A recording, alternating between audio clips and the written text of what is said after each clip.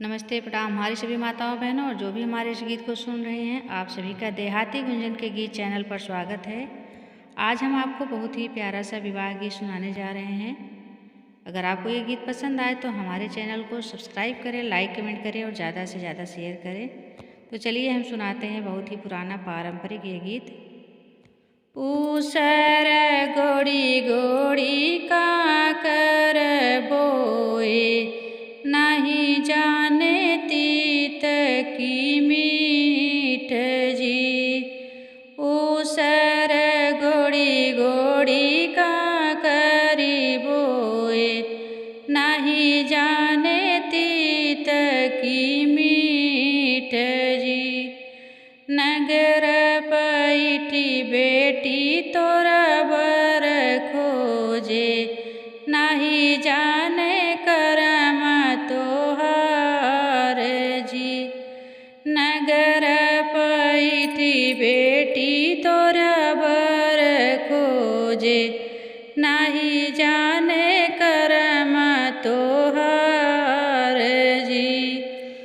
काऊ देखी बाबा मोर उसरा गोड़ाया, काऊ देखी ककरी बोवाया जी। काऊ देखी मोरे बाबा उसरा गोड़ाया, काऊ देखी ककरी बोवाया जी। माटी देखी मोरे बेटी उसरा गोड़ाए, बीजा देखी ककरी बोवाए जी। माटी देखी मोरे बेटी उसरा गोड़ाए, बीजा देखी ककरी बोवाए जी। भीतर के हाल नाही जाने ली बेटी, नाहे जाने तीत की मीठ जी।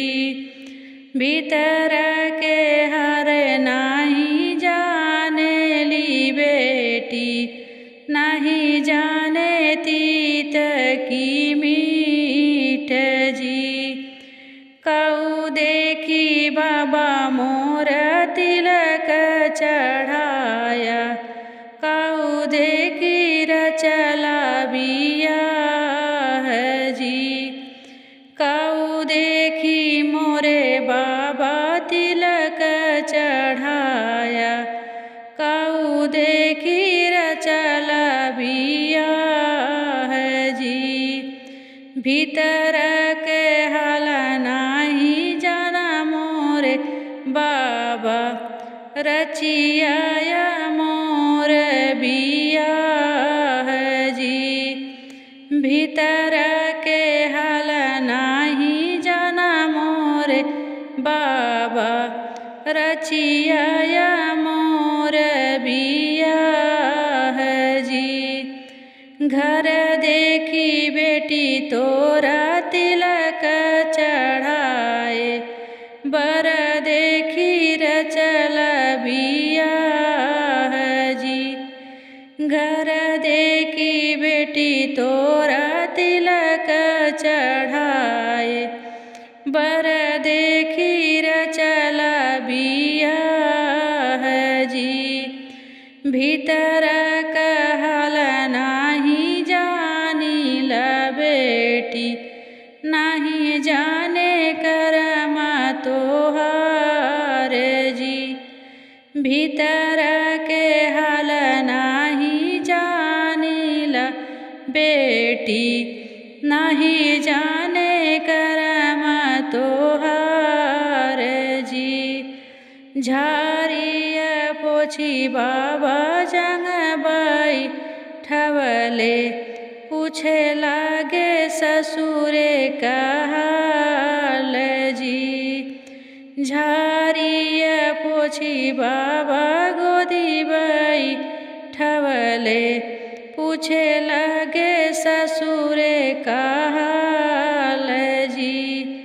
कवन कवन सुख पवलू ये बेटी, हमारा से दे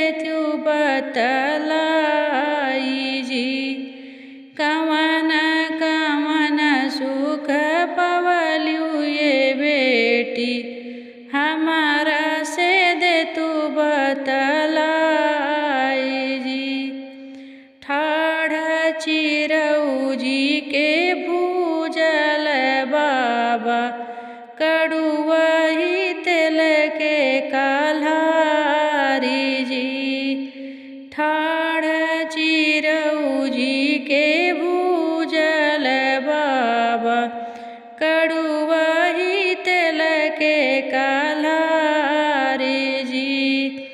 फूल के सेजिया लगाइए बाबा सेजिया पे सोवैया के लीजी। फूलवा के सेजिया लगाइए बाबा सेजिया पे सोवैया के लीजी। जरइए नौआ तोहरी नौवरिया जरई पंडित तोहरा वेद जी। जरइए नौआ जे तोरी नौवरिया जरई पंडित तोहरी वेद जी। हमरे न बेटी के असबर खोजला सेजिया पे सोवहिया के लजी। हमरी न बेटी के असबर खोजला सेजिया पे सोवहिया के लीजी। एतनी बचन सुनी कवनी नी बेटी नैना से गिरे लागे नीरे जी।